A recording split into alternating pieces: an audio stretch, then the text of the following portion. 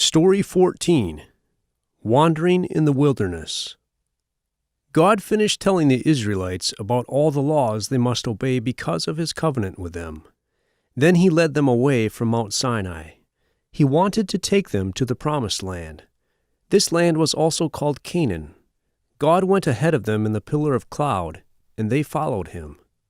God had promised Abraham, Isaac, and Jacob that he would give the Promised Land to their descendants.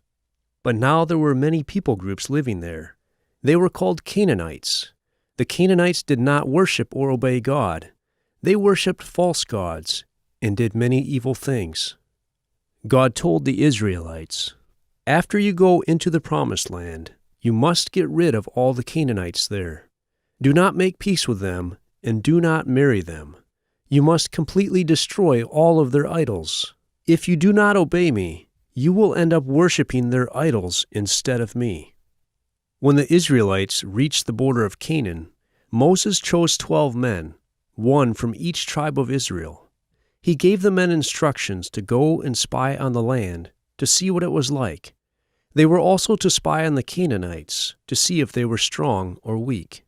The 12 men traveled through Canaan for 40 days and then came back.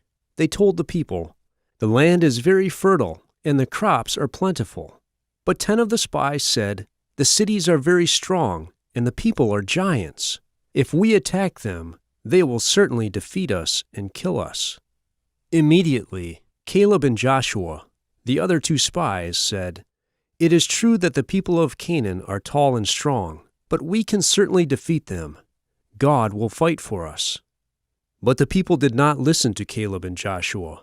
They became angry with Moses and Aaron and said, "Why did you bring us to this horrible place? We should have stayed in Egypt. If we go into the land, we will die in battle, and the Canaanites will make our wives and children to be slaves." The people wanted to choose a different leader to take them back to Egypt. When the people said this, God was very angry. He came to the tent of meeting and said, "You have rebelled against me. So all of you will have to wander in the wilderness. Everyone who is 20 years or older will die there and never enter the land I am giving you. Only Joshua and Caleb will enter it." When the people heard God say this, they were sorry they had sinned. So they decided to attack the people of Canaan. Moses warned them not to go because God would not go with them, but they did not listen to him. God did not go with them into this battle. So the Canaanites defeated them and killed many of them. Then the Israelites turned back from Canaan. For the next 40 years, they would wander through the wilderness. During the 40 years that the people of Israel wandered in the wilderness, God provided for them. He gave them bread from heaven, called manna. He also sent flocks of quail, which are medium-sized birds, into their camp so they could have meat to eat. During all that time, God kept their clothes and sandals from wearing out. God even miraculously made water come out of a rock for them to drink. But despite all this, the people of Israel complained and grumbled against God and against Moses. Even so, God was still faithful. He did what he promised he would do for the descendants of Abraham, Isaac, and Jacob. Another time, when the people did not have any water, God told Moses, "Speak to the rock, and water will come out of it." But Moses did not speak to the rock. Instead, he hit the rock twice with a stick. In this way, he dishonored God. Water came out of the rock for everyone to drink, but God was angry with Moses. He said, "Because you did this, you will not enter the Promised Land."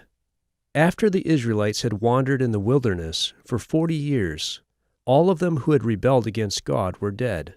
Then God led the people to the edge of the Promised Land again. Moses was now very old, so God chose Joshua to help him lead the people. God also promised Moses that one day he would send to the people another prophet like Moses.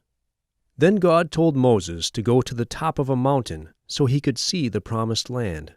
Moses saw the Promised Land, but God did not permit him to enter it. Then Moses died, and the Israelites mourned for 30 days. Joshua became their new leader. Joshua was a good leader, because he trusted and obeyed God.